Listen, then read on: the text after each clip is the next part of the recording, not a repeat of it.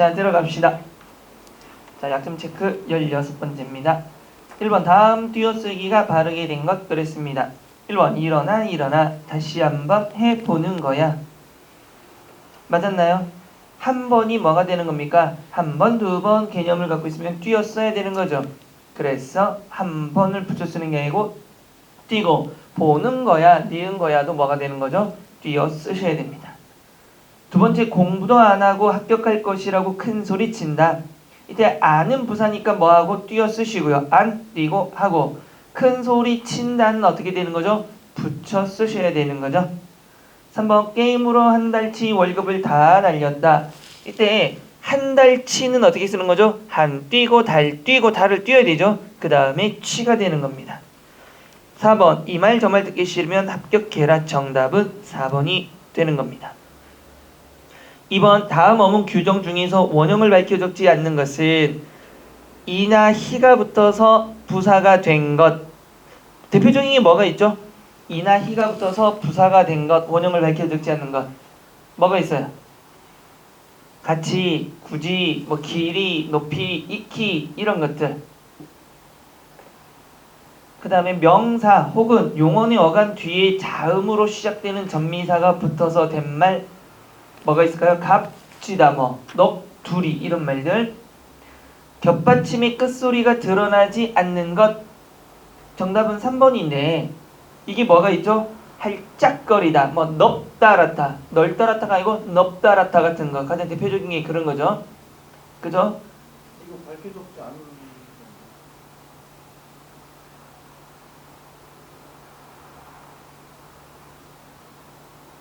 뭐가? 문제가 어. 밝혀졌지 않은 거. 밝혀 적지 않는 것. 왜 3번이 됐어? 밝혀 적지 않는 것. 겹받침 소리가 드러나지. 혹시 널따랗다는 뭐가 되는 거야? 밝혀졌지 않은. 밝혀 적지 않는 거지. 널따랐다는 건데 니은 다 밝혀졌지 않아요. 넙따랗다지, 넙따랗다. 널따랗다.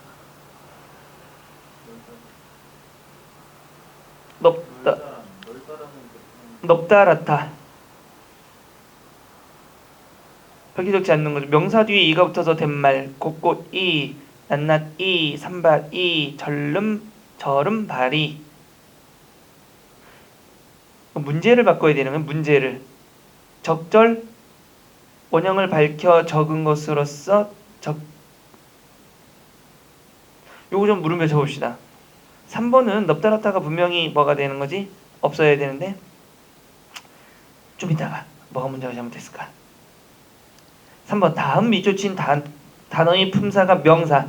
접대 품사가 뭡니까 여러분? 접대 부사. 그 다음에 황금 보기를 돌같이 하라. 보기는 동사. 저기가 바로 남대문이다. 체온을 수식하는 것 같지만 특수한 거죠. 부사.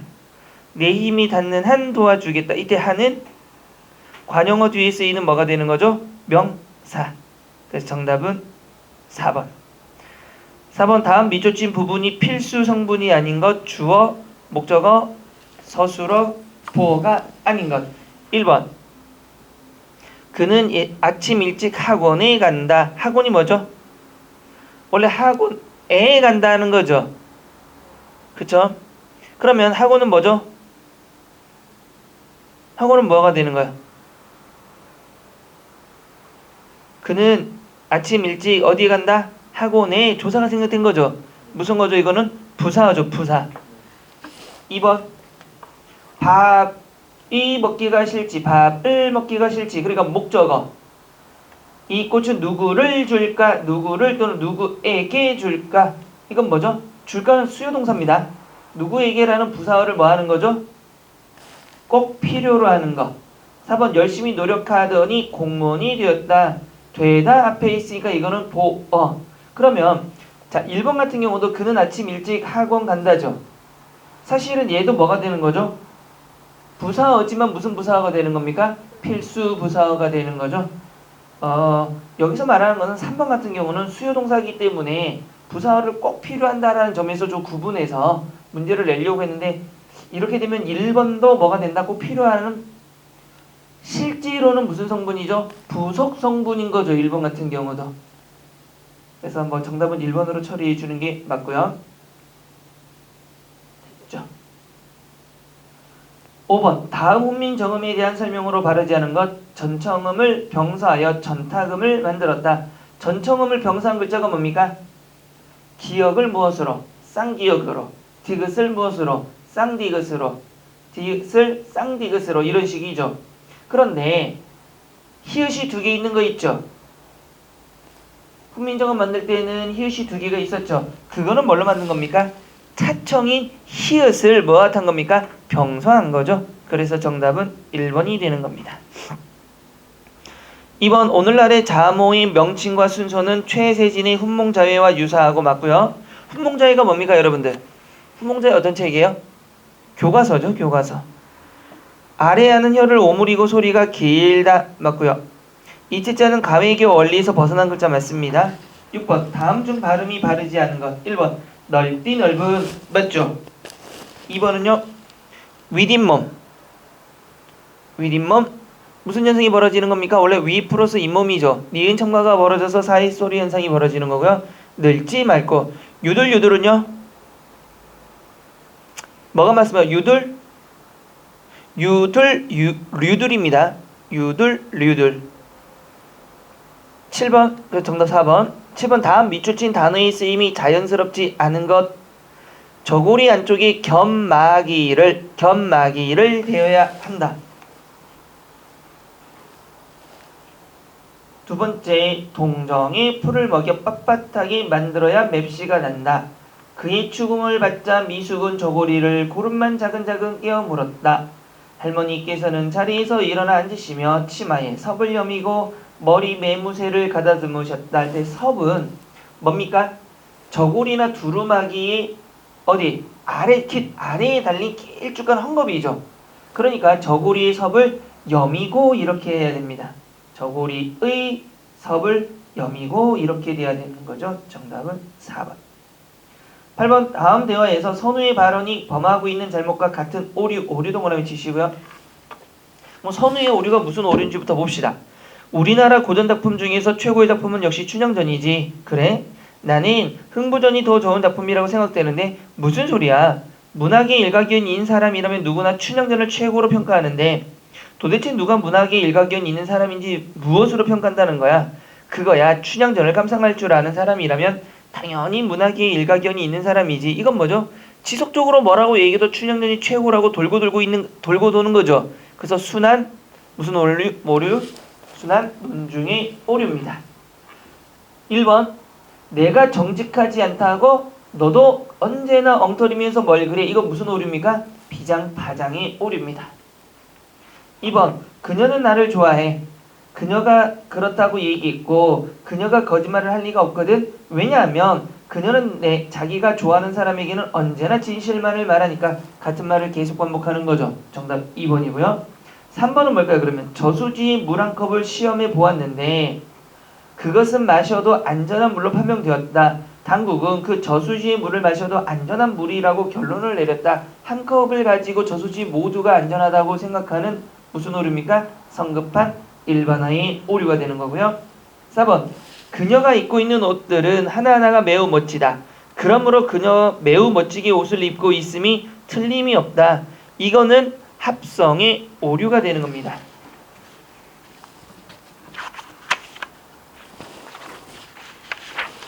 9번으로 넘어가셔서 다음 글에 밑줄 친 기억의 발상미 표현 밑줄 치시고 발상미 표현이라는 것은 발상이 뭡니까? 글을 쓴 사람의 생각이죠. 표현은 글로 써냈다는 얘기니까 그러면 글쓴이가 밑줄을 어떤 생각으로 어떤 표현 방식으로 쓰고 있냐를 찾으라는 얘기입니다. 자, 화촉기행 한번 쭉 봅시다. 성모도의 노을은 이제 그냥 아름다운 빛으로만 오지 않습니다. 노을은 숫제에 핏빛이 되어 사방으로 튀기까지 합니다. 어느덧 저 노을은 우리에게 협량의 개인적 고뇌에만 머물러 있지 말고 그 개인이 딛고선 나라와 결의의 문제까지 그대의 문제로 끌어안고 가라고 일러줍니다. 그러나 굳이 가벼운 마음으로 왔다가 무거운 마음으로 돌아가야 할 의무까지는 없습니다.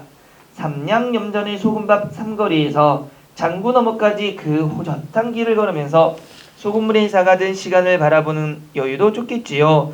옛날 김승호가 나오는 흑백 영화 속 같은 그 길의 끝에는 통나무집도 있어서 바다 냄새 속에서 하룻밤을 묵는 것도 좋을 것입니다. 사랑하는 이와 보내는 그런 하룻밤은 무심히 흘려보내 버린 수많은 날들보다 더 소중한 추억이 될 것입니다. 해풍 불어오는 갯벌들과 사가내린 소금 창고의 건물들, 그리고 쓸쓸한 전신주의 풍경도 너무 문학적이어서 콧날이 찡할 정도입니다. 모든 것이 콧날이 찡할 정도입니다. 모든 것이 신속하게 사라지고 번쩍거리면서 명멸해가는 문명 속에서 시간이 퇴적이 그대로 느껴지는 이곳 풍경은 고요한 흑백 사진처럼 정겹습니다. 12월은 매약 소멸과 끊칠 시간만은 아닐 것입니다. 시련을 딛고 창조를 꿈꾸는 자에게 오히려 그것은 또 다른 잉태와 생성의 시간이 될 수 있는 것입니다. 자, 그러면 밑줄 친 부분은 무엇을 나타내는 거죠? 자, 9번 잘 보세요. 12월은 무슨 시간입니까? 소멸의 시간이지만 뭐도 된다. 창조의 시간이 될 수도 있다라고 했죠. 지금 분명히. 그러면 소멸인데 뭐라고 얘기한 겁니까? 결국은 창조된다고 했으니까 무엇이 되는 겁니까? 모순 어법입니다. 모순 어법. 자, 1번 실패했는데 뭐가 된다? 성공할 수 있다라는 거죠. 정답은 1번입니다. 자, 10번 표현 및 발상이 밑줄친 기억 똑같은 문제죠. 기억과 유사한것 8월 바람에 갑의 날이지만은 갑에는 추석이죠. 님을 매셔야 오늘이 갑해로다. 여러분 갑해가 한과이고 추석이니까 우리 원래는 명절 중에 우리 전통적인 명절 뭐뭐 있어요? 설날, 추석, 단오 보통 이렇게 얘기하는데 지금은 추석이 그렇게 뭐 큰 명절이라고 생각하진 않지만 옛날에는 추석이 가장 큰 명절이었죠. 왜? 풍요로우니까. 못 먹던 시대에는 풍요니까. 그래서 8월 바람에 오늘이 풍요로운 추석이지만 님을 모시고 있어야만이 오늘이 뭐가 된다? 추석이다라는 거죠. 이건 뭘까요?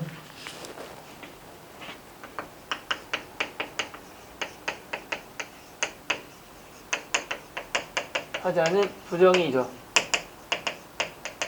대조의 모습이 보이는 겁니다. 그럼 자연물은 긍정적인 거고 화자의 모습은 뭐가 되는 거다? 지금 부정적이 되는 거죠. 그래서 뭘 강조한 겁니까? 화자의 뭘 강조하는 거죠? 지금 외로움을 강조하고 있는 겁니다. 왜? 지금 엄청 좋은 계절임에도 불구하고 뭐하고 있다? 지금 님이 없어서 나는 무엇을 8월이 즐겁지 않다라는 얘기입니다. 이런 것들이 굉장히 잘 나오죠. 어떻게 잘 나옵니까? 자연물과 뭐를 비교한다? 화자를 대조시켜 놓고 화자의 무슨 상황을 부정적 상황을 무엇하는 경우 부각하는 경우들이 꽤 많다. 황조가 우리 그 작품 중에 거의 최초에 나오는 고대 가요 중에 황조가부터 시작되죠. 펄펄 나는 적개꼬리 암수소로 정답구나 그랬어요. 그러면 꾀꼬리는 지금 어떤 상황입니까? 암수가 서로 정다우니까 사랑하는 사이입니다. 그러니까 얘들은 무슨 뭐죠? 긍정적인 거죠. 근데 뒤에 보면 외로워라 이내 몸은 뉘와 함께 돌아갈 거 화자는 뭐가 되는 거죠? 같이 돌아갈 사람이 있다 없다? 없다. 그러니까 사랑할 수가 없다. 외로움을 강조하는 거죠. 그래서 꾀꼬리 이런 모습을 보면서 화자의 부정적인 걸 강조하는 거. 드라마도 굉장히 많이 나오잖아요. 내가 이성과 헤어졌을 때 어디 갑니까? 술집을 가든 어딜 가면 어때요? 옆에서 꼭 커플들이 난리 나죠. 자기야 이거 먹어봐 막 이러고 자기가 너무 좋아 막 이런 것들이 나오면서 그 사람이 뭐 슬픔을 더 부각하는 것. 자, 그러면 1번 용부가 개화말사 시아버님 엄사말사 시험이라 고자질의 시누이 엄숙하기 맞동서요. 이건 뭐 고발하는 내용이고요. 종초 주정하여 먼들을 바라보니 즐기는 농가 밑줄치시고요. 흥이 없이 들린다. 그러면 농가는 지금 뭐하고 있는 거고요? 즐기고 있는데 나는 뭐가 없다? 흥이 없다니까 정답은 2번이 되는 거죠. 3번 태산 같은 세모 치시고 성냄 물결 천지 자욱하니 크나큰 망곡주가 나뭇잎 붙이 이듯 동그라미 치시면 뭡니까? 지규법을 통해서 빗대는 설명이죠. 준피도이들아 수이 걸량하였으라 향자 불사이니 너를 구태 섬멸하랴. 그럼 뭐 하는 겁니까?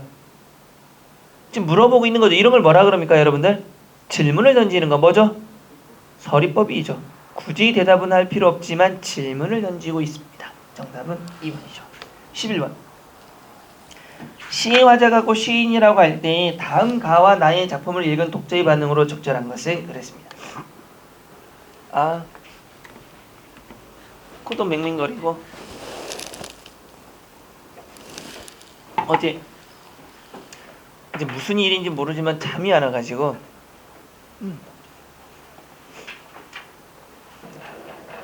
분명히 잠을 자려고 2시쯤에 침대에 간 거는 기억이 나는데 너무 잠이 안 와서 뒤척뒤척 하다가 결국엔 화장실을 갔어.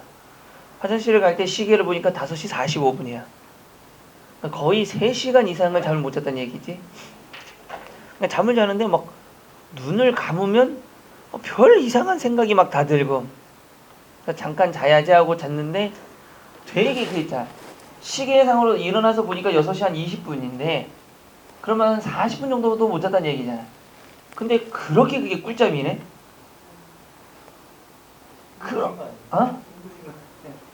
내가 확실한 건 화장실을 갔다라는 거지. 목류병? 계속 그딴 식으로 나가줍시다. 아주 좋은 바람직해. 근데 내가 예전에는 목류병기가 좀 있었나 보더라고. 어릴 때. 근데 나만 그런 거 아닌데 친구들도 가끔씩 그런 경험이 있던데 초등학교 때 나는 분명히 화장실을 갔어. 밤에 분명히 화장실 가고 화장실 문을 열어서 내가 불까지 켰어. 불까지 켜고 시원하게 볼일을 보는데 너무 등짝이 아파. 갑자기 어머니 목소리와 함께 내가 냉장고 문을 열고 볼일을 보고 있었대. 나는 화장실이라고 생각하고 가서 분명 문을 열었는데 등짝을 맞고 정신 차리고 보니까 냉장고였던 거지.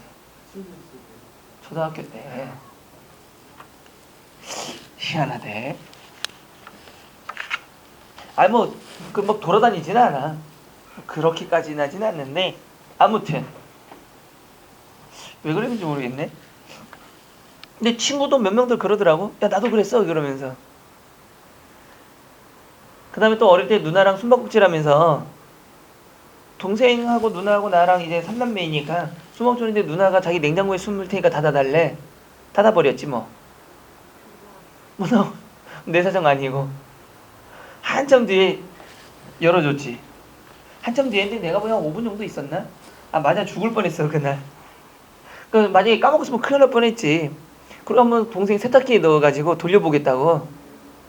어린 동생이 작으니까 세탁기에 넣고 돌려보겠다고. 근데 전원을 안 킨 게 다행이지. 켰으면 큰일 날 뻔했어. 누르긴 눌렀는데 코드가 꼽혀 있어서 다행이었지. 아니면 동생이 지금 아마 나보다 먼저 가지 않았을까. 그런 장난도 좀 해봤어요 어릴 때. 우리 집 개 가지고도 좀 장난해보고. 천성명이 귀천무니까 나 하늘로 돌아가리라. 그때 여러 번 죽을 뻔했다는 얘기입니다. 자 11번. 다음 화자가 곧 시인이라고 할 때 다음 가와 나의 작품을 읽은 독자의 반응 밑줄 칩시다. 독자의 반응. 독자의 반응이니까 무슨 논입니까? 이거는 여러분들 문제와 관계없이 알아둬야 되는 게 작품 감상론 우리가 앞에서 한 것 같은데 작품 감상법 뭐가 있습니까? 작품을 볼 때는 일단 뭐를 기준으로? 작품이라는 걸 기준으로 놓고 봤을 때 작품을 뭐 한 사람이 있다? 쓰는 사람이 있겠죠. 그걸 누구라고 합니까? 작가라고 합니다. 작가가 작품을 썼으니까 뭐도 필요해 이제? 읽는 사람도 필요한 거죠. 읽는 사람은 뭐가 된다? 독자가 되는 거죠. 그러면 다시 이거는 뭐가 된다? 시대와 현실이라는 게 작품 속에 있기 마련이죠. 그러면 작가는 작품 속에 자기의 생각을 글로 뭐 해주는 거예요? 표현한다 그래서 무슨 론? 그렇죠. 표현론이라 그러는 거죠. 그럼 표현론은 누구와 관련된 이야기를 한다? 작가와 관련된 이야기를 하는 거. 우리는 작품을 읽고 감동, 교훈, 깨달은 지식 같은 것들을 얻어내죠. 이런 걸 뭐라 그런다? 효용론. 그러면 효용론에 대해서 물어보면 누구와 관련지어서 독자와 관련지어야 된다. 시대 현실은 작품 속에 뭐가 된다? 반영이 되기 때문에 반영론.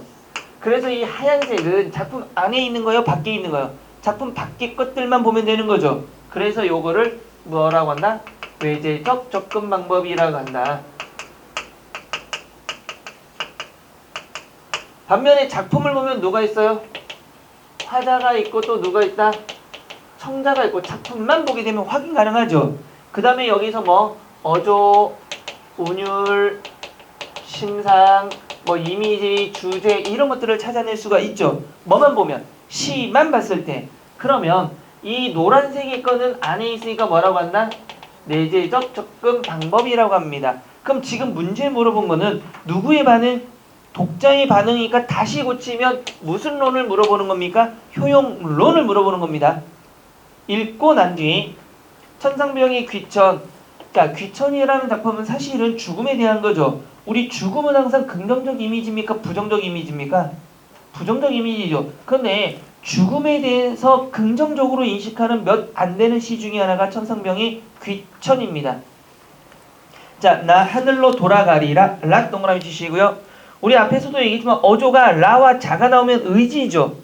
그러면 하늘로 돌아가겠다 했으니까 하늘로 돌아가는 행위를 긍정으로 봐요? 부정으로 봐요? 긍정으로 보고 있는 거죠.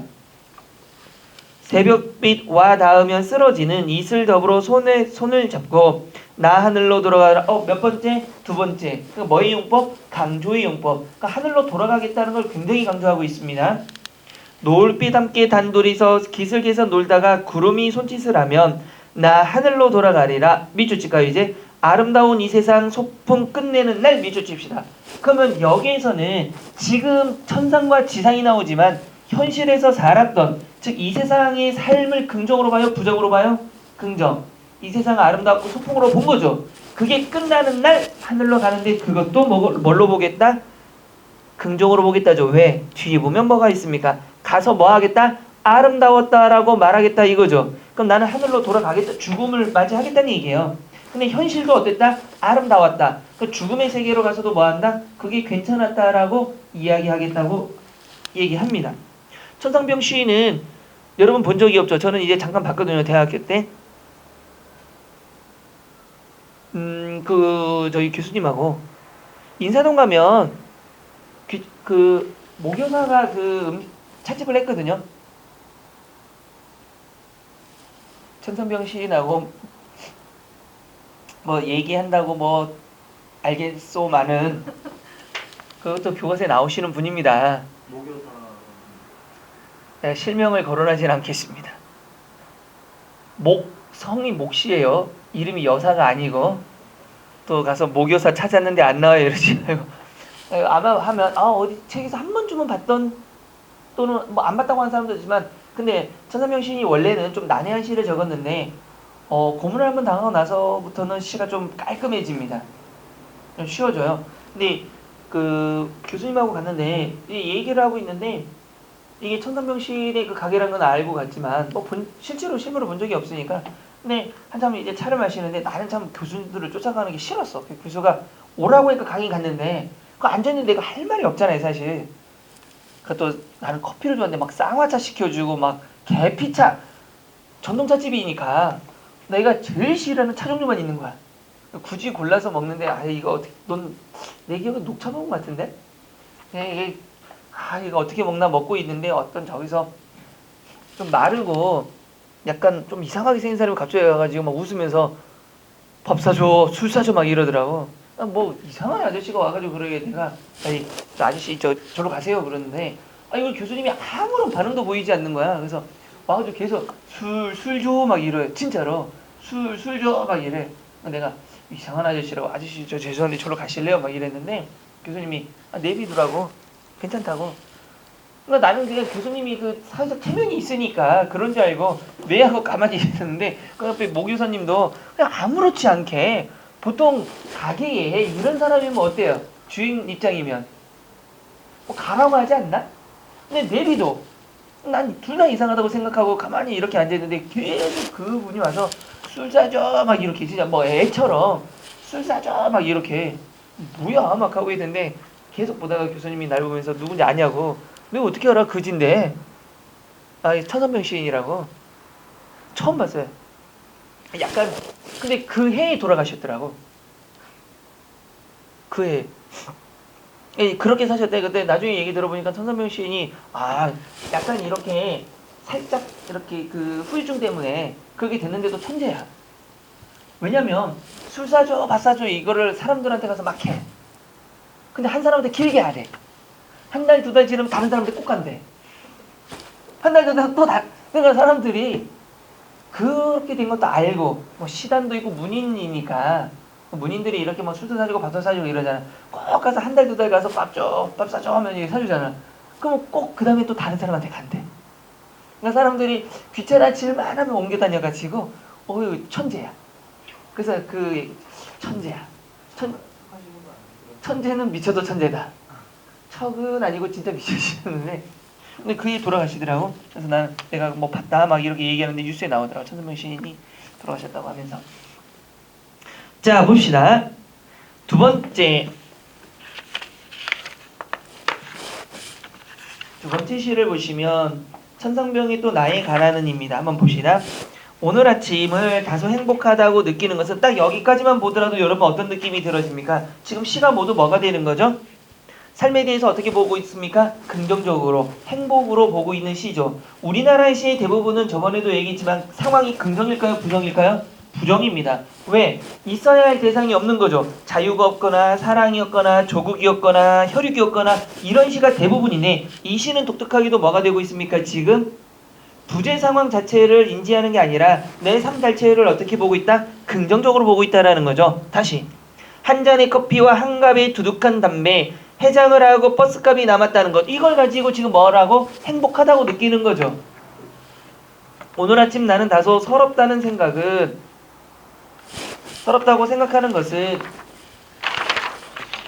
잔돈 몇 푼에 조금도 부족함이 없어도 내일 아침 일찍 걱정해야 하기 때문이다. 가난은 내 직업이지만 막 동그라미 치시고 그럼 시인으로서 살아가는 건 가난하지만 비춰오는 이 햇빛에 떳떳할 수 있는 것은 이 햇빛에도 예금 통장은 없을 테니까 나의 과거와 미래 사랑하는 내 아들 딸들아 내 무덤값 풍성한 풀숲으로 때려놔서 괴로웠을 그런 대로 산 인생 여기에 잠들다 라고 싱싱 바람 불어라 그랬습니다. 그러면 나시는 전체적으로 보면 화자가 가난한 처지를 읽을 수가 있는 거죠.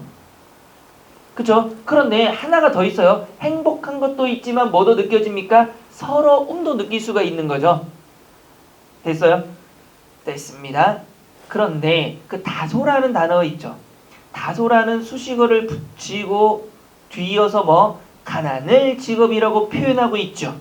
그래서 그것도 표현하고 있지만 떳떳하다고도 말하고 있습니다. 그러면 시인은 전체적으로 보면 자신의 삶에 만족했어요? 안 했어요? 했습니다. 그 다음에 재물에 대해서는 그다지 뭐 욕심이 없었던 거죠. 떳떳하게 살았다고 한 걸 보니까.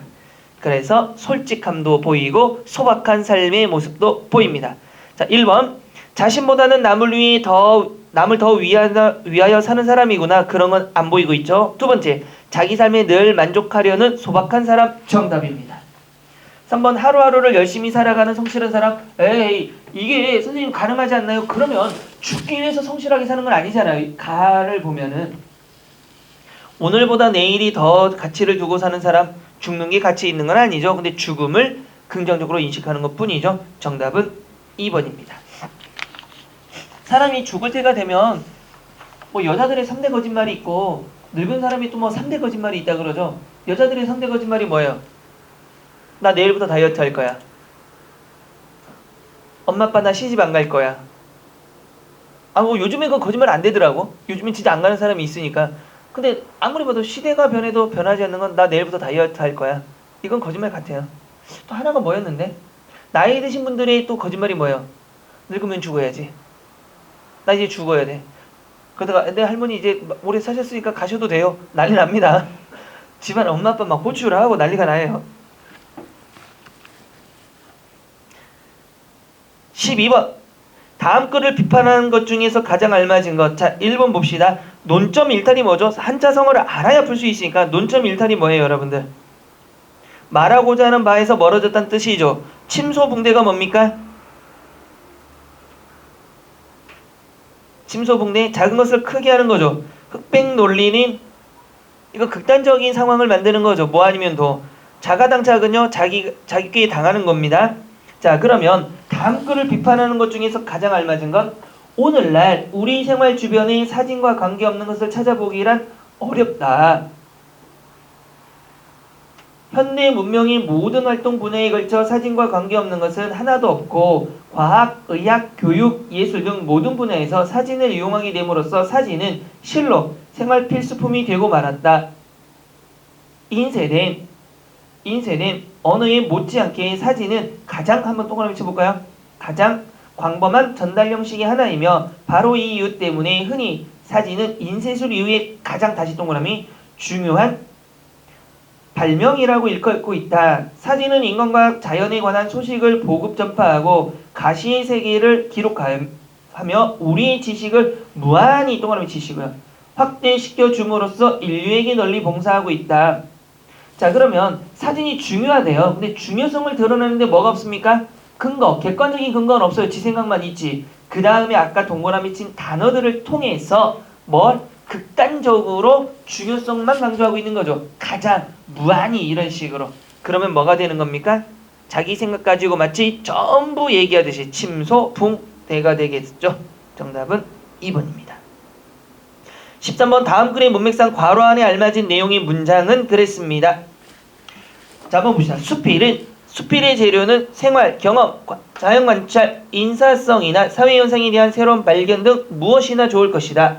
그 제재가 무엇이든 간에 쓰는 이의 독특한 개성과 그때의 무드에 따라 누의 입에서 나오는 애기 고치를 만들듯이 세모 치시고요. 직유법이니까 이 내용과 관련된 게 들어와야 된다는 얘기겠죠. 당연히. 됐어요? 안 됐어요? 됐어요. 그러면 무엇이든 수필은 읽는 것이다. 수필은 써지는 것이다. 자기 고백적이다. 소재는 일상적인 것이다. 그러면 자, 뭘 지울 수 있어요? 수필은 읽히는 것이다. 가능한가요? 수필은 읽히는 거 자기가 쓰는 거죠. 그러니까 지워야 되죠. 수필은 써지는 거 가능하죠. 자기 고백적 가능해요? 불가능해요? 자기가 쓴 거니까. 자기 고백적 돼요? 안 돼요? 자기 고백적 돼요? 안 돼요? 돼요. 그 다음에 일상적 소재 돼요? 안 돼요? 돼요. 그럼 여기까지 보고 수필은 플롯이나 클라이맥스를 꼭 필요로 하지는 않는다. 뒤에 내용 봅시다. 필자가 가지고 싶은 대로 가는 것이 수필의 행로다. 그러나 차를 마시는 것과 같은 이 문학은 그 차가 방향을 가지지 아니할 때에는 수돗물과 같이 무미한 것이 되어버리는 것이다. 그러면 여기까지 읽었을 때 괄호 안에 알맞은 내용 한번 문맥을 찾아봅시다. 몇 번일까요? 수필은 뭐 하는 거죠? 써지는 대로 쓰는 거죠. 그런데 뒤에 보니까 쓰는 대로 쓰면은 그거는 뭐가 있다? 문제가 있다라는 얘기죠. 몸이 건조해질 수가 있다는 얘기죠. 그러니까 정답은 몇 번이 된다? 2번이 되는 겁니다. 여러분들도 수필 한번 써보세요. 쓰고 한번 신문에도 기재해보세요. 써볼만 해요. 뭐 신문에서 받아줄지는 모르지만 요즘에 고등학교 교과 과정에 보면은 여러분들 작문 시간이나 이런 거에 학교에서 시나 소설 같은 거 쓰고 발표하지 않나요? 요즘에 교과 과정이 바뀌어서 그런데 안 해봤어요? 난 헷갈린 게 수능을 애들 가르치다가 오면 맞아요 저희도 했는데요 막 쓸데없어요 이러다가 여기 오면 안 해봤어요 막 이러면 연식의 차이를 막 느껴요. 정말 연식이 굉장하다. 그걸 느끼니까 아마 수행평가 같은 건 해봤을 텐데 뭐 시 써보기, 소설 써보기 발표 수업은 해봤어요? 그러면 학교에서?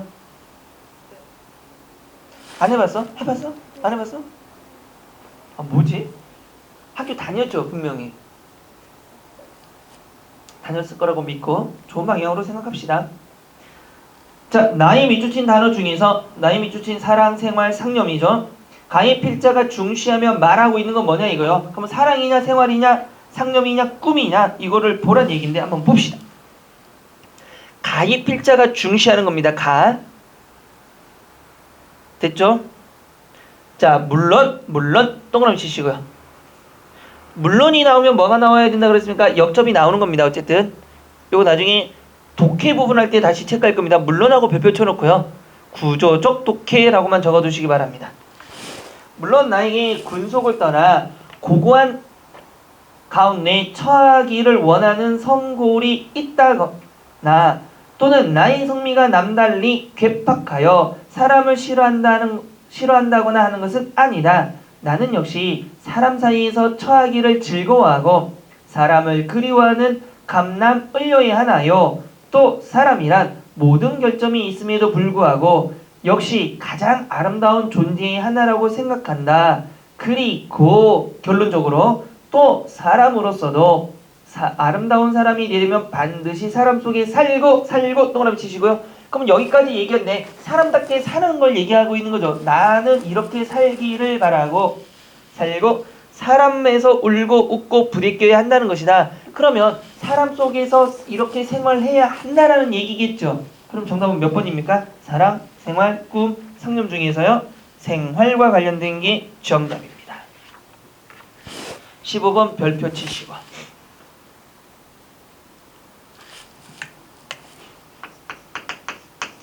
뭐하기 단락 순서에서는 여러분 우리 독해 부분에서 자세히 하겠지만 단락 순서는 어떻게 해야 됩니까? 뭘 먼저 찾아라? 각 문장에 뭘 찾아라? 또는 문단에 뭘 찾아라?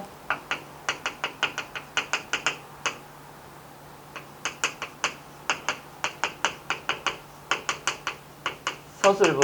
다시 말하면 문장의 처음과 끝부분을 잘 봐라. 잘 보세요. 끝에 만약에 철수는 할머니 약을 뭐 사왔다 이렇게 끝났다라면 다음에 오는 거는 무슨 얘기가 나와야 돼요? 끝부분에 어떤 문단의 끝에 철수는 할머니 약을 사왔다라는 얘기가 나왔으면 다음 문단의 시작은 누구 얘기가? 철수 얘기가. 특별하지 않다라면 철수 얘기가 나와야 되겠죠. 철수의 어떤 얘기? 약을 사온 이야기가 나와야 되는 겁니다. 그래서 항상 앞뒤를 연결할 수 있어야 돼요. 하지만 세모 돌리시고요. 하지만이 나왔으니까 얘는 뭐가 될 수 없다? 뭐가 될 수 없죠? 첫 문단에 올 수가 없죠. 또 그런 논리로 보면은 다에 또한 동그라미 치시고요. 그럼 또한도 올 수 있어요, 없어요? 라에 그러나도 올 수 없죠. 그럼 올 수 있는 건 나와 마밖에 없습니다. 그럼 답지를 보니까 나와 마가 전부 연결되어 있으니까 얘는 맞죠, 일단은. 그럼 나부터 한번 보자고요. 오늘날 인공지능 컴퓨터에 대한 상상이 내일은 현실로 다가올 수 있으리라고 기대한다. 뭔 얘기입니까? 뭔 얘기예요, 지금? 누구 얘기하고 있습니까? 컴퓨터가 어떤 얘기하고 있죠? 컴퓨터에 대한 상상이 내일은 현실로 다가올 수 있으리란 기대죠. 그럼 현재의 컴퓨터를 가지고 언제를 생각한 겁니까? 미래를 생각하는 거죠. 그럼 여러분들 나머지를 가지고 미래와 관련된 걸 한번 생각해 봐야 된다는 얘기예요. 또 뭐 상상한다는 내용도 찾으셔야 됩니다. 상상 미래 한번 찾아보세요. 나머지 문단에서. 그럼 나 다음에 라와 가가 나왔죠. 라에는 미래 나오고 상상 나와요. 그러나 상상을 현실로 바꾸기 위해서는 인공지능 컴퓨터가 지향하는 목표를 가로막고 있는 장애 요소를 다시 살펴보고 현재보다 많은 연구자들이 인공지능 동그라미 치시고 대한 관심과 열의를 가져야 한다. 그러면 역접이니까 앞에 내용 뒤집은 거 맞아요, 틀려요? 여러분 잘 보세요. 나달라에 인공지능 컴퓨터 동그라미 치고 오늘날 세모 치고 인공지능 컴퓨터 동그라미 치고 상상 동그라미 치고 내일은 현실로 다가올 수 미주치면 내일은 뭐죠? 미래의 현실로 다가온다 이거죠. 그것을 뭐 하는 겁니까? 기대죠. 그럼 다음 내용도 어떤 내용이 나옵니까? 현재와 미래와 상상과 인공지능이 나오면 되잖아요. 근데 라달락 보니까 그러나 상상 동그라미 치시고 현실로 바꾸기 위해 밑줄 인공지능 컴퓨터 동그라미 지향하는 목표를 가로막고 있는 장애 요소들을 살펴보고 현재 동그라미 더 많은 연구자들이 인공지능에 대한 관심과 열의를 가져야 된다. 그러니까 이렇게 생각하고 있지만 문제점을 얘기한 거잖아요. 이럴 때는. 그 다음에 다달락 보니까 또한 새로운 유형의 컴퓨터 개발, 정보의 고속 처리, 인간과 감각기관의 필적할 만한 센서 등의 개발, 이게 뭡니까? 현재의 뭐가 연구자들이 관심과 열의를 가져야 될 분야. 성취 위해서 넘어야 할 장애물은 아직 밑줄, 아직도 많다. 그러면 라는 뭐 장애물을 넘어야 된다 그랬죠. 근데 또 하니까 또 이런 장애물도 있다라는 거죠. 그 다음에 하지만 다시 뒤집어서 이들을 개선 발전시킨 컴퓨터가 인간의 지능을 모방할 수 있도록 하는 인공지능의 연구는 앞으로도 끊임없이 이어져야 할 것이다. 개선 발전시킨 거죠. 뒤집어서. 마지막으로 인공지능의 목표는 사회에 커다란 충격을 주지 않는 범위 내에서 인간의 지능을 가능한 한 많이 컴퓨터에 뭐한다? 주입시키는 것이다. 왜? 컴퓨터가 인간의 지능을 모방한다는 얘기가 계속 나왔으니까. 정답은 1번입니다. 이건 우리가 독해할 때 좀 자세히 배울 겁니다. 16번 다음 로마자 표기에 대한 설명으로 바르지 않은 것. 1번 전음법은 한글을 복원하기 쉬운 방법이다. 전음법이 뭡니까 여러분들? 원래 우리말 발음대로 로마자로 표기하는 방법입니다. 전음법이라는 건 우리말 발음대로 로마자를 표기하는 방법이죠. 그래서 원래 국어의 철저한 모습을 알기 어렵다라는 뭐가 있습니까? 단점을 갖고 있습니다. 그러니까 한글을 복원하기 쉬운 방법이 아니라 원래 우리말을 알기 어렵다라는 단점이 있기 때문에 정답은 1번입니다. 2번 전자법과 전사법이라는 거 우리 배웠습니다. 전자법은 외국인에게 한국 사람의 발음과 비슷하게 유도하기가 어렵다. 맞고요.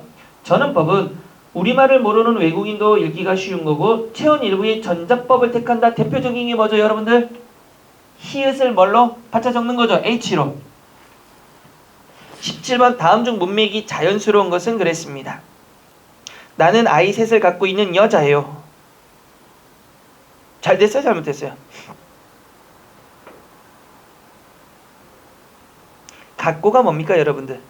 가지다가 have죠. 외국어식 표현이잖아요. 그럼 어떻게 고칠까요? 나는 아이 무엇을? 아이가 셋이 있는 여자예요. 이래야 되잖아요. 같다는 have의 개념입니다. 2번 모두가 한바탕 흐드러지게 놀고 왔다. 흐트러지기가 뭡니까? 여러 가닥으로 이리저리 엉킨 게 흐트러지다죠. 그러면 뭘로 고쳐야 돼요? 흐드러지게 이렇게 흐트러지게가 아니라 흐드러지게. 3번 애들이 맛있다고 하기에 마셨다가 취해서 혼이 났어요. 맞고요. 새로운 화장품 참이슬을 바르는 순간 당신은 이미 미용 전문가가 됩니다. 이미죠. 이미는 뭐가 되는 겁니까? 지난날을 나타내는 부사죠.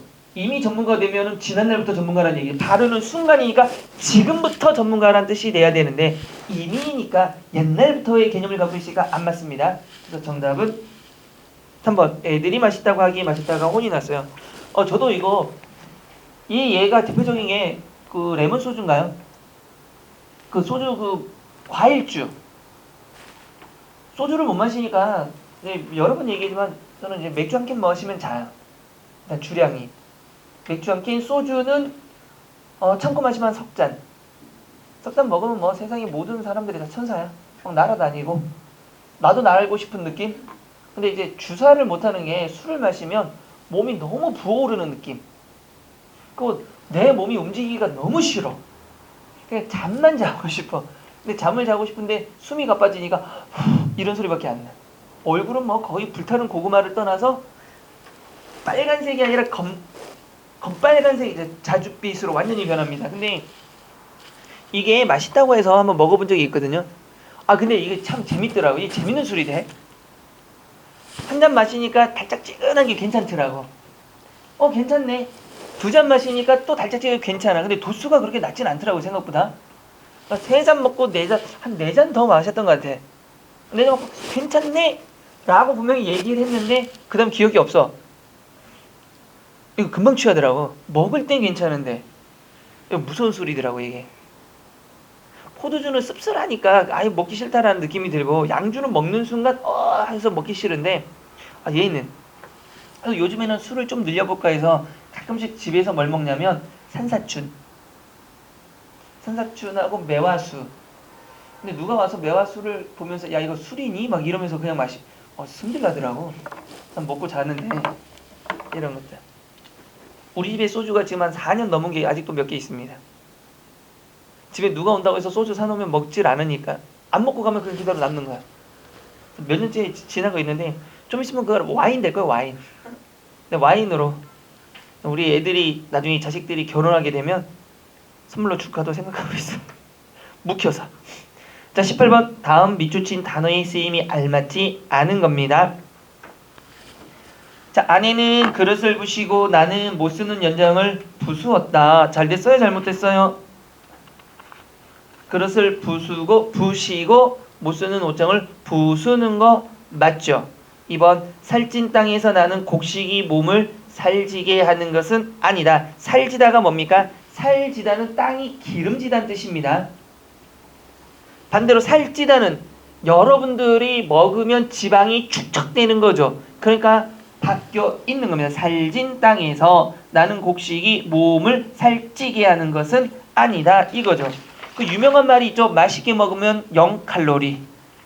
닭은 살찌지 않는다. 단지 내가 살찔 뿐이죠. 닭은 살찌게 하지 않습니다. 내가 살찌는 거지. 우리 티느님들. 3번 그는 반드이와 반드시입니다. 반드이는 언제 쓰는 겁니까? 반듯하다니까 뭐가 되는 거야? 몸을 꼿꼿이 세우다는 뜻이고 반드시는 꼭의 개념을 갖고 있는 거죠. 그래서 그는 반드이 앉아서 몸을 꼿꼿이 펴서 앉아서 내일은 꼭 시험에 합격하리라 결심했다. 4번 그는 쇳불에 받쳐와 받쳐죠. 받쳐 누워 이건 뭡니까? 받쳐는요 피동이죠. 받치다. 그러니까 받쳐서 누워 있으면서 당한 거잖아요. 지금 아내에게 술을 체에 받치라고 시킨 거죠. 받치라고 악다구니를 쳤다. 어이구야 늙어서 힘든 남자입니다. 19번 다음 글의 내용과 관계 있는 한자성어 여러분 첫 번째 글자 한번 읽어볼까요? 뭐라고 나와 있습니까?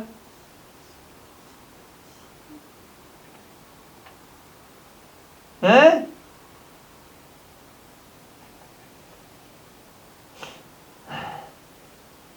(10) 1 뭐? 그렇죠. 십시일반이죠. 아 진짜 너무한 거 아닌가 진짜. 뭔 뜻이에요? 여러 사람이 힘을 합치면 한 사람을 돕는 일이 쉽다란 뜻입니다. 두 번째는요.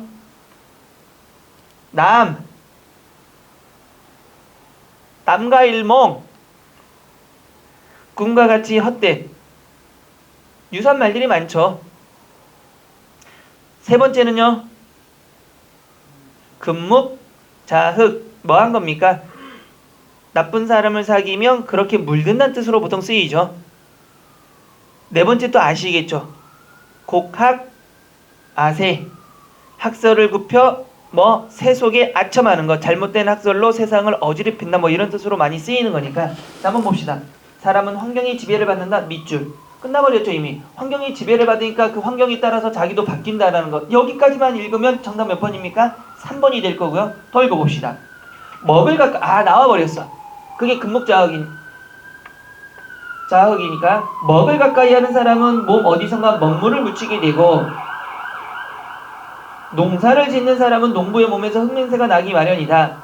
해서 운수행각을 즐기는 승려들은 깊은 산골, 물 맑은 경치 좋은 곳을 찾아가 마음을 가다듬고 한다.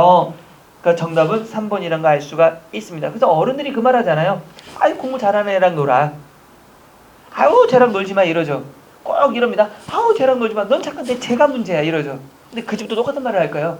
넌 착한데 쟤가 문제야. 똑같은 말을 할 겁니다 아마. 우리 어머니는 그래서 저를 방목시켰습니다. 놀든가 말든가 집에 돌아오지 않아도 뭐 관심이 없어. 전 가출한 적도 있는데 모르더라고요. 가출을 했는데 우리 아버지가 무서워서 저희 아버지는 전형적인 옛날 말보다는 뭔가 먼저 폭력이 우선인 전형적인 옛날 아버지 나이 드신 근데 뭐 일단 뭐 뭔가 손찌검을 해놓고 그다음 뭔가를 물어봐. 근데 난 아니었어. 괜히 맞는 거지 뭐.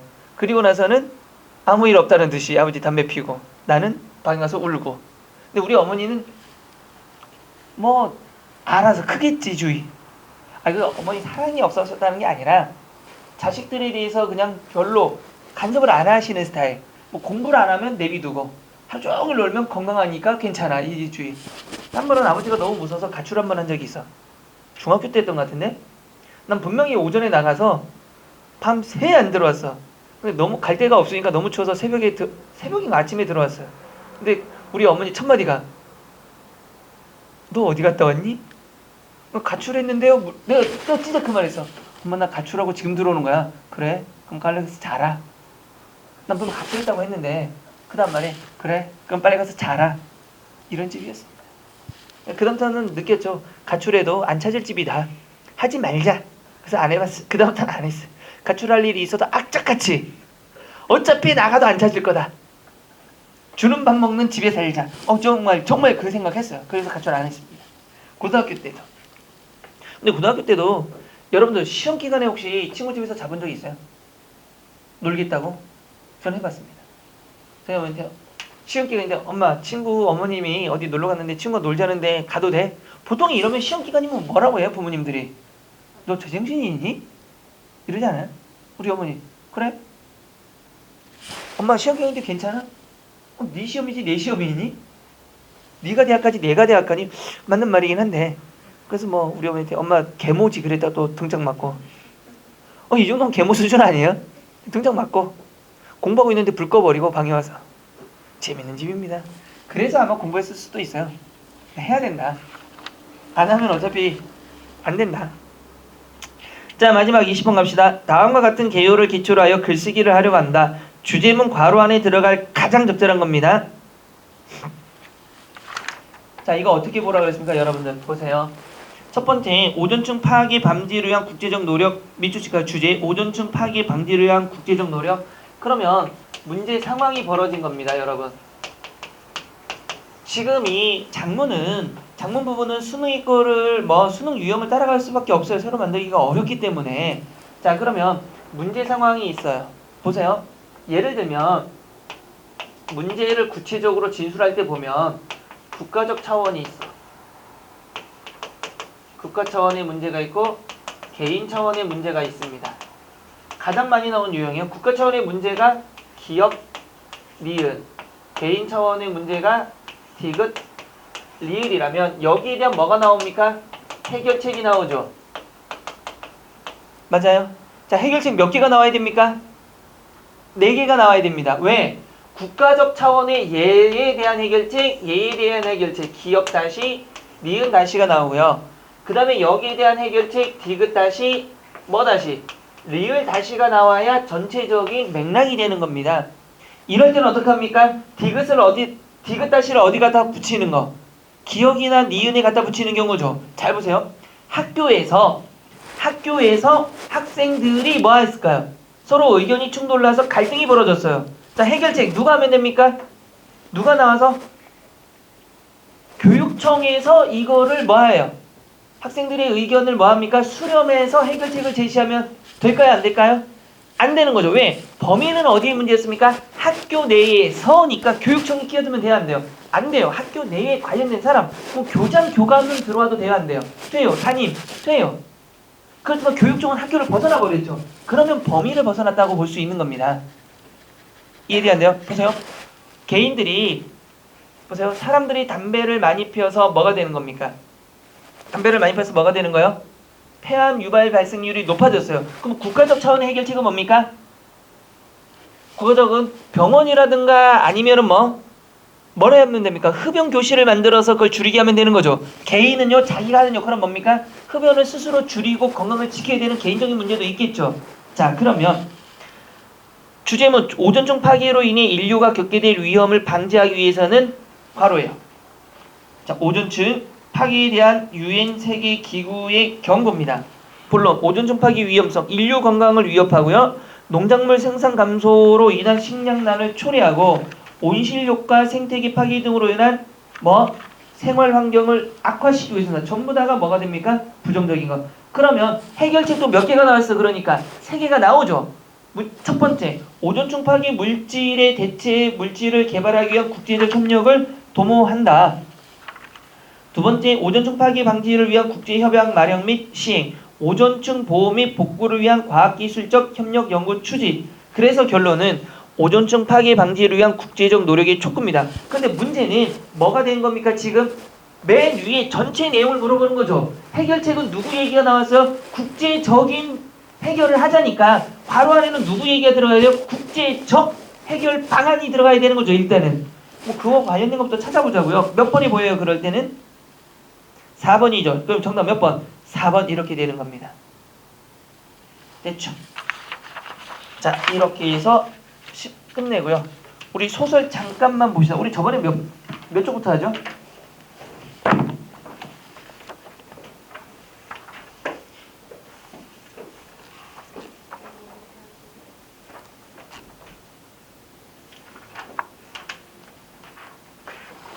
(158쪽) 들어갑니다.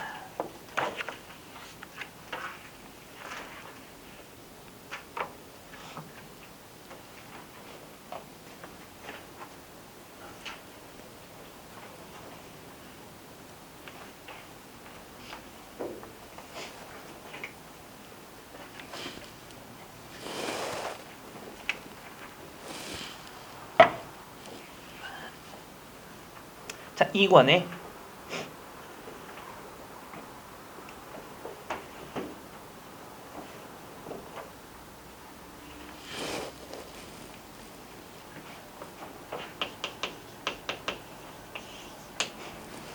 자, 이거 한번 물어볼까요? 여러분, 소설의 3요소가 뭡니까? 소설의 3요소. 주제. 소설의 3요소가 뭐예요? 주제 끝? 문체. 네? 주제 구성. 주제 구성 문체? 인물 사건 배경 아니에요? 소설 3요소가 인물 사건 배경 아니에요? 주제 구성. 주제 구성 문체라고? 네. 여기 써 있어. 그렇죠. 보통 사람들이 소설의 3요소는 인물, 사건, 배경이라고 얘기하는데 소설의 3요소는 뭡니까? 주제, 구성, 문체가 되는 거고 이 구성의 3요소가 뭐가 되는 거죠? 인물, 사건, 배경이 되는 겁니다. 그런데 소설에서 가장 많이 나오는 게 뭐냐? 인물, 사건, 문체가 가장 많이 나오는 겁니다. 근데 여러분들 아마 수능을 잠깐만 생각해보면 문체라는 말보다는 뭐라고 많이 나오죠? 서술상의 특징이라는 말로 보통 많이 봤던 게 문체입니다. 됐죠? 그러면 소설이라는 건 결국은 인물들의 뭐를 통해서 행동과 말을 통해서 행동이나 말을 통해서 뭘 나타내는 겁니까? 이 인물의 뭐를 드러낼 수 있다? 성격이나 심리를 드러내는 거죠. 심리가 드러나는 거죠. 그래서 나중에 배우는 이게 직접적 인물 성격 제시 방법이냐 간접적 인물 성격 제시 방법이냐가 나오는 겁니다. 그러면 소설 속에서 인물이 여러분 이렇게 생각해 보세요. 예를 들면 어떤 인물이 갑자기 전철역 앞에서 머리를 막 깎고 웃고 있어. 뭐가 보여요 지금? 행동이 보이는 거죠. 어떤 성격일까요? 정상적 성격일까요? 비정상적인 성격일까요? 그렇죠. 그 행동을 통해서 알 수 있단 말이에요. 근데 거기다 말도 관세모사 바반역 할렐루야 막 이렇게 말을 하고 있어. 완전히 미친 거죠. 뭐 행동과 말을 통해서 성격 어떤 거 미치거나 정상적이지 아닌 심리를 우리는 파악할 수 있다는 얘기입니다. 자, 그걸 통해서 파악을 하면은 이 인물과 인물 간에 뭐가 생기는 겁니까? 이런 인물들이 모여서 뭐가 생기는 거죠? 갈등이 생기는 거죠. 이거를 보통 사건이라고 이야기를 하는 겁니다. 갈등이 생기는 겁니다. 그러면 여기서 문제를 할 때는 이 갈등이 생기게 원인이 뭐냐 이런 것들이 문제가 나온단 말이에요. 왜 갈등이 생겼을까 이런 것들. 그럼 해소되면 어떤 이유로 해소가 되고 있는지 이런 것들에 대해서 출제를 할 수밖에 없다는 얘기입니다. 그 다음에 또 나올 수 있는 게 그러면 인물들이 할 때 가끔씩 나오는 게 뭡니까? 배경이라는 게 나오죠. 배경은 반드시 뭘 나온다? 인과관계를 설정하는 역할을 한다. 여러분 잘 생각해 보세요. 황순원의 소나기라는 작품 읽어보셨죠? 소년과 소녀가 만나서 풋풋한 사랑을 하다가 짧지만 풋풋한 사랑을 하다가 이별하는 거죠. 그럼 소년과 소녀가 제일 처음 만났던 곳이 어디입니까?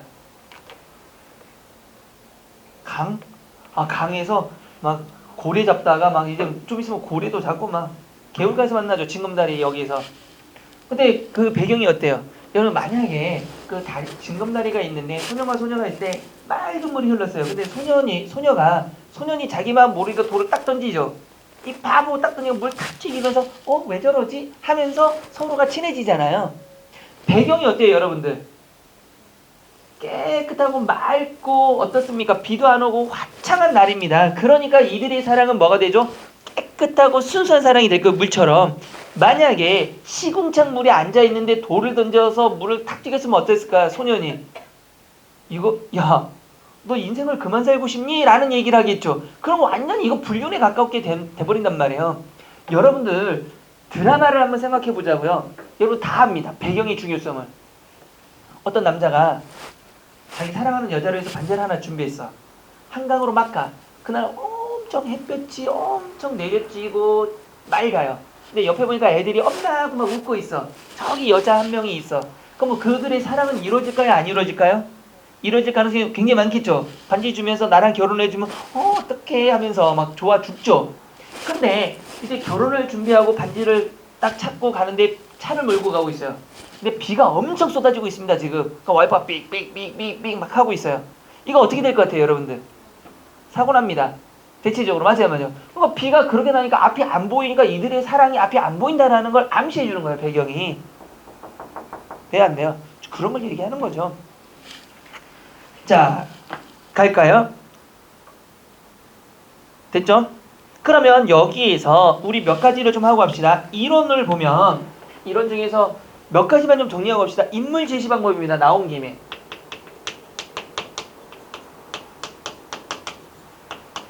성격 제시 방법.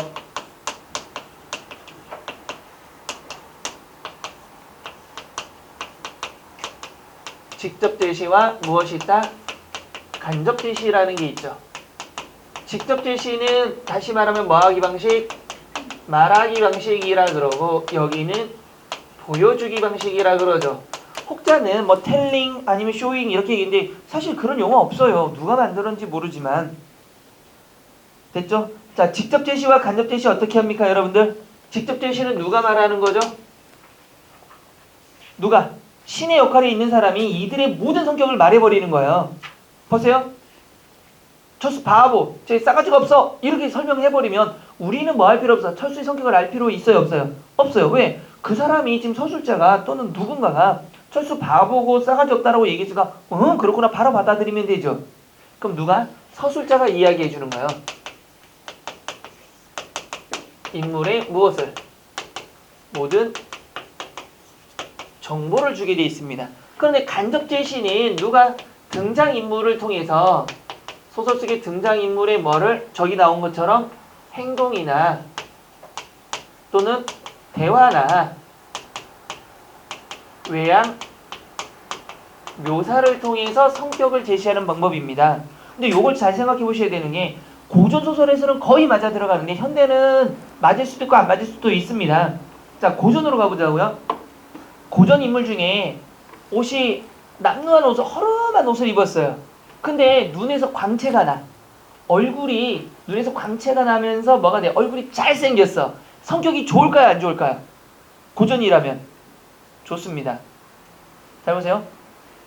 수염이 더부룩한 사람이 있고 머리도 막 더부룩해. 막 코는 하늘을 향해 있고 막 여기 막 꼬쭈그라게 껴있고 얼굴은 막 네모나게 생겼어요. 이 사람은 성격이 좋을 확률일까요? 나쁠 확률일까요? 나쁠 확률입니다. 고전에서는. 그래서 고전에서 보면 여자 남자 주인공 항상 잘 예쁘고 잘생기잖아요. 근데 아기는 항상 못생기고 희한하게 나옵니다. 그걸 통해서 뭘 한다? 뭘 통해서? 인물의 외양을 통해서 뭘 드러낸다? 성격 제시하는 방법이에요. 자, 어떤 사람이 이렇게 생겼어요. 얼굴이 이렇게 생겼어요. 아니면 이렇게 생겼다 쳐봅시다.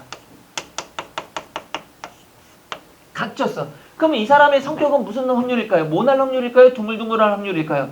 모날 확률이겠죠. 이런 것들이 외양 묘사를 통해서 성격을 제시하는 방법입니다. 되셨나요? 그러면 직접 제시의 특징은 뭘까요?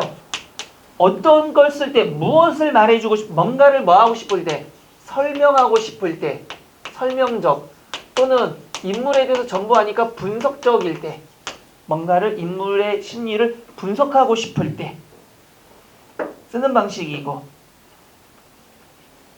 됐죠? 그럼 간접적 제시 방법은요, 어떤 걸 위해서? 바로 이겁니다.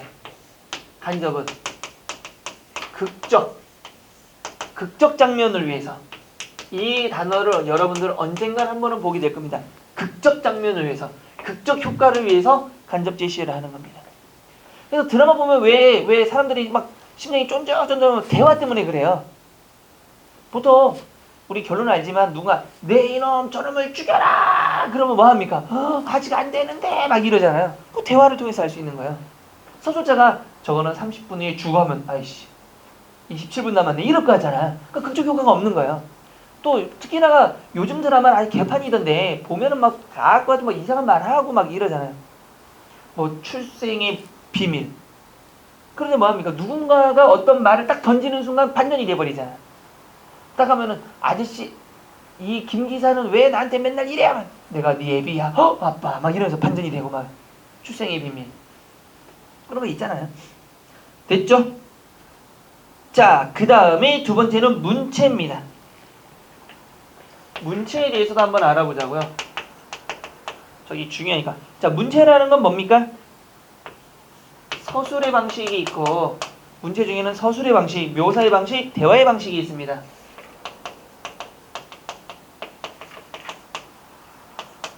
자, 서술의 방식을 쓰는 이유는 뭘까요? 뭔가를 뭐 하기 위해서? 설명해 주기 위해서. 뭔가를 분석하기 위해서. 그러면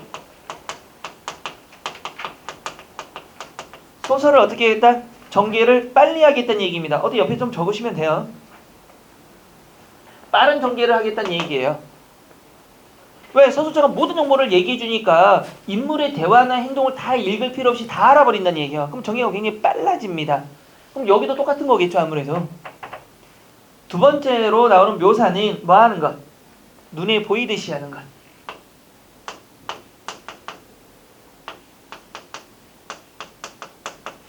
눈에 보이듯이 설명하는 것.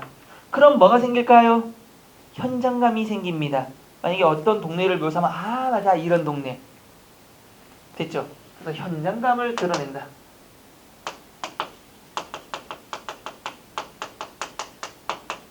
그러면 대화의 기능은 뭘까요? 아까도 얘기했지만 무슨 구성을 한다? 극적 구성을 갖는다.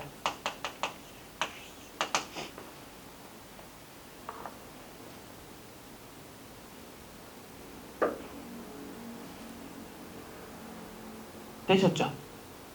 자, 기본적으로 이거 하셔야 돼요. 좀 이따가 더 할 거예요. 한 김에 더 하고 합시다. 시점까지 끝내고 갑시다. 시점까지 끝내고 쉬자고요. 이거 지우고.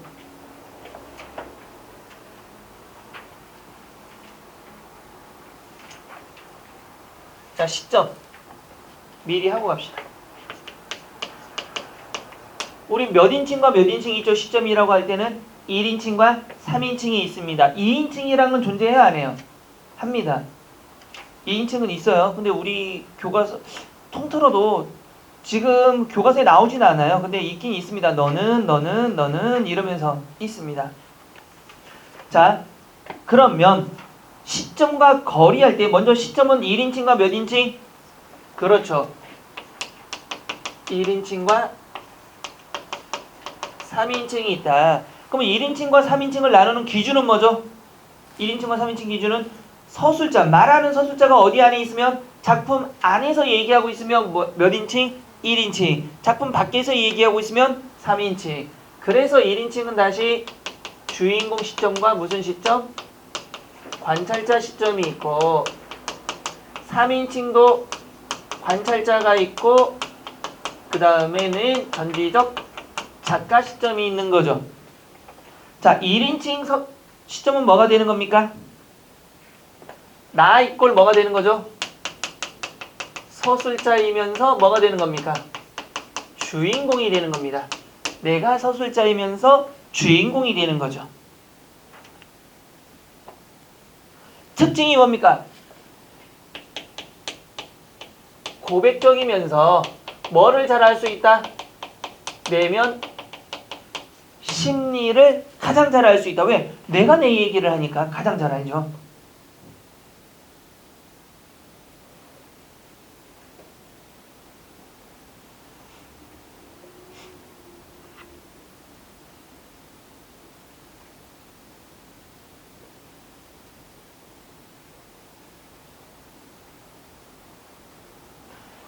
됐죠? 그러면 여기는 자기가 뭔가를 참여하거나 상상할 수가 있을까요? 없을까요? 없어요. 내가 내 얘기를 다 해주니까 독자의 참여라든가 독자의 상상이 뭐가 된다? 제한된다. 왜?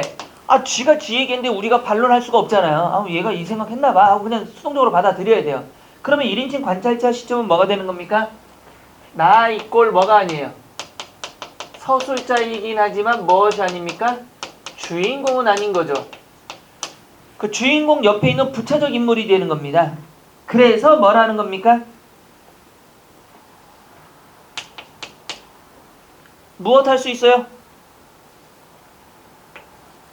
독자의 뭐를? 상상력과 참여를 하는 겁니다.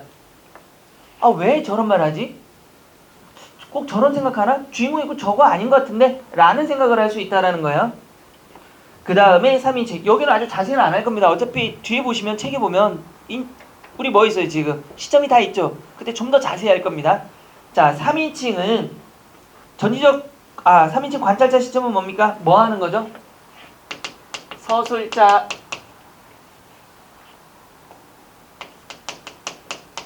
작가 이꼴 누가 되는 겁니까? 서술자가 되는 거죠. 그런데 여기는 뭐만 할 수 있습니까? 객관적 진술만 가능한 거죠. 그래서 가장 객관적인 겁니다. 여러분 그렇다면 지금 나온 것 중에 가장 독자의 참여나 상상력이 강한 게 뭘까요? 3인칭 관찰자가 되겠죠.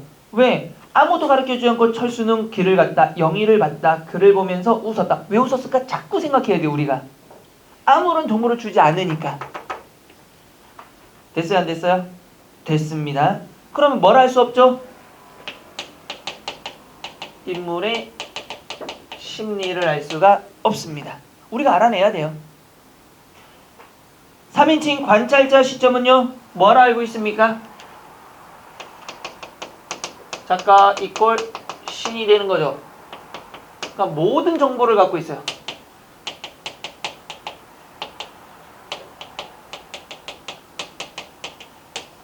인물의 심리까지도 다 가능할 수 있습니다.